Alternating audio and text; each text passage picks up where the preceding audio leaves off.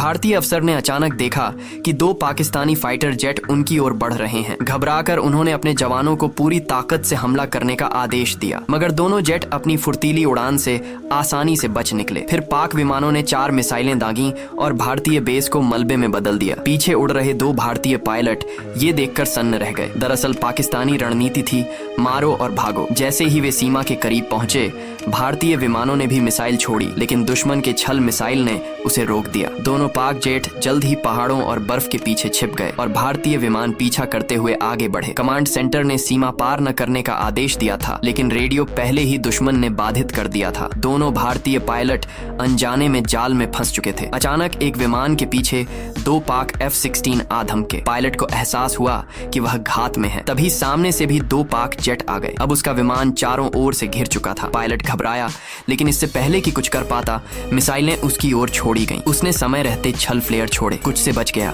लेकिन भारी मिसाइलों की बरसात सह न सका। आखिरकार एक मिसाइल से बुरी तरह क्षतिग्रस्त हुआ। गिरने से पहले वह इजेक्शन सीट से कूदा, लेकिन पाकिस्तानी सीमा में जा गिरा। इसी बीच सड़क पर चल रहे भारतीय सेना के काफिले को पता भी नहीं था कि आतंकियों ने उन्हें निशाना बना लिया है। बम से भरी लकड़ी वाली गाड़ी अचानक पीछे से निकली और रफ्तार पकड़ ली। ड्राइवर ने एक्सीलरेटर दबाकर काफिले में घुसपैठ की। जैसे ही उसे समझ आया कि धमाका होने वाला है, उसने पूरी ताकत से बस की ओर गाड़ी मोड़ दी और पल भर में दृश्य नरक में बदल गया। यह दुश्मन का आत्मघाती हमला था। पाकिस्तान के आतंकियों ने खुलकर जिम्मेदारी ली और हमलावरों की पहचान भी बताई। दर्जनों सैनिकों की शहादत ने प्रधानमंत्री को क्रोधित कर दिया। उसी रात 3 दलों में मिराज फाइटर भेजे गए। बिना संकेत दिए वे निचली उड़ान भरते हुए पाक क्षेत्र में दाखिल हुए और तेजी से पहाड़ों में छिपे ठिकानों पर हमला किया। सबको लगा कि आतंकी अड्डे तबाह हो गए, लेकिन तभी एक पाक F-16 उड़ान भर गया। तीसरे भाई के विमान मिशन पूरा कर लौट रहे थे कि अचानक एक को मिसाइल लॉक हो गया। पायलटों ने फ्लेयर छोड़े,